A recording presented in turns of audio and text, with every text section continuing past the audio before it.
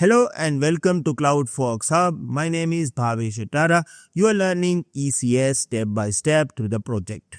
Right now, we are on step number 5 and here we are actually understanding task definition.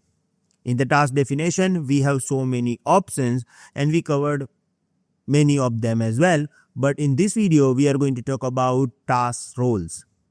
If you go to the task definition over here, we are getting this option, task execution role, and in this we have two options as well, task role and task execution role.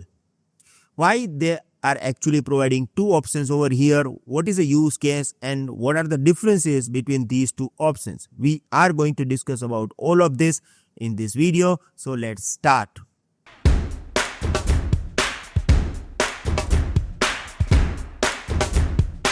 As always, we are going to start with the introduction. ECS task role and task execution role are special IAM roles attached to the task definition that define the permission required for running and operating ECS task.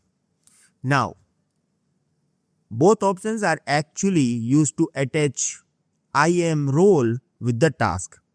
And this role is actually giving permission so your task can access other AWS services, right? But the question is why they provided two options over here. Now, to understand this, we have to compare both of them, right? So I have this comparison, and the first is task role and task execution role. I have 10 points. So let's start with the point number 1. When you will use task role, who used it? See, the first difference is who used it. Application container running inside the ECS task.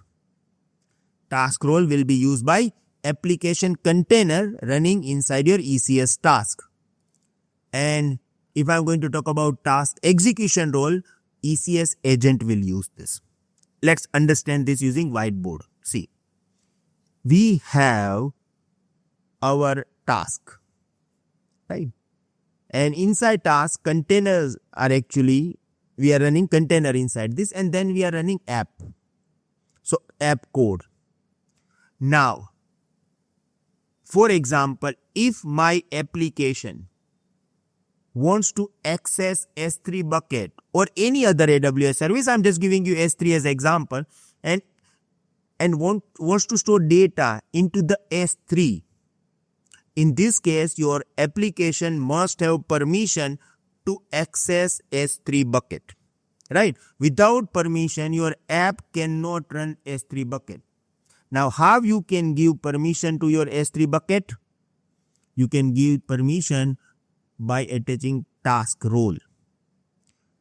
I want to give you practical example of this. So let's go back to the flashback. We are going to host one application inside ECS environment, right? Do you remember this application? Let me open this application.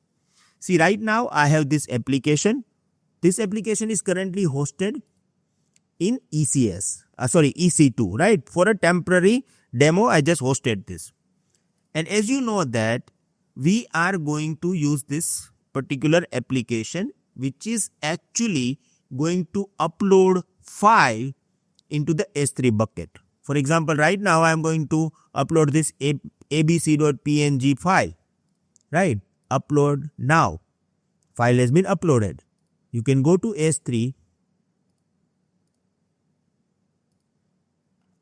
Here I have this bucket, my ECS app bucket, and here you will get this abc.png file. So right now we have to this role because our application is going to store data into the S3. Our application itself is using another AWS service. So we have to use this task role, right? And we will do this when we are going to create final task definition for our task. But you understand the use case, right? This is a specific use case for task role. Now, what is the use case of task execution role? It is used by ECS agent. Now let me explain you this.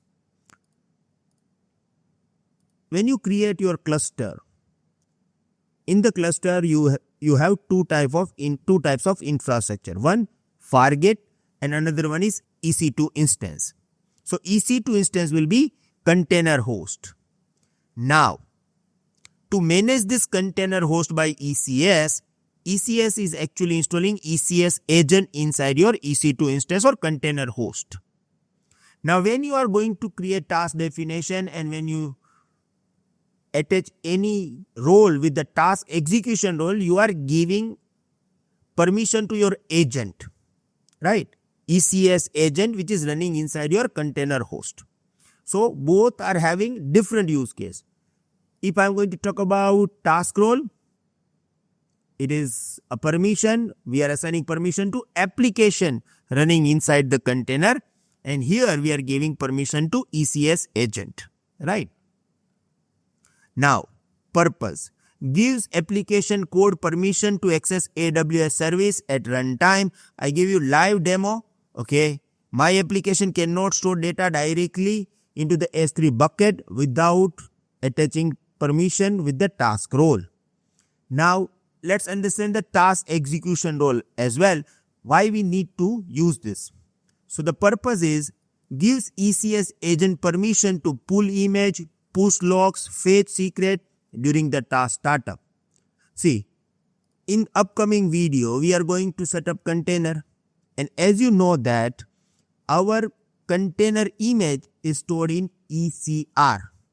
So we have to provide ECR URI and then it is going to, fetch the image from the ECR. So how your EC2 instance or a container host is going to fetch image?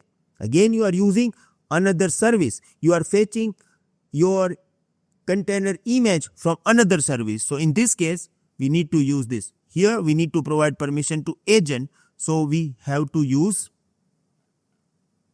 task execution role to give permission. Okay. Now, sorry to interrupt you. I know you guys are enjoying our video a lot because our final ultimate goal is Solution Architect Certification exam. To reach the destination, we required full videos. Path number 1, our 6-in-1 program. Our 6-in-1 program include all prerequisite skills which is needed as a cloud engineer. It include 24/7 support, lifetime update, section-wise practice test, full course practice test with tips and tricks by Bhavesh Atara, how to do exam preparation course, weekly lifetime live session with Bhavesh Atara, and 6 AWS project with documents. Path number 2, you can enroll by paying 499 and get Hindi and English, both the languages, videos of AWS. The choice is yours how to create your success story by choosing best one. Best of luck. Thank you.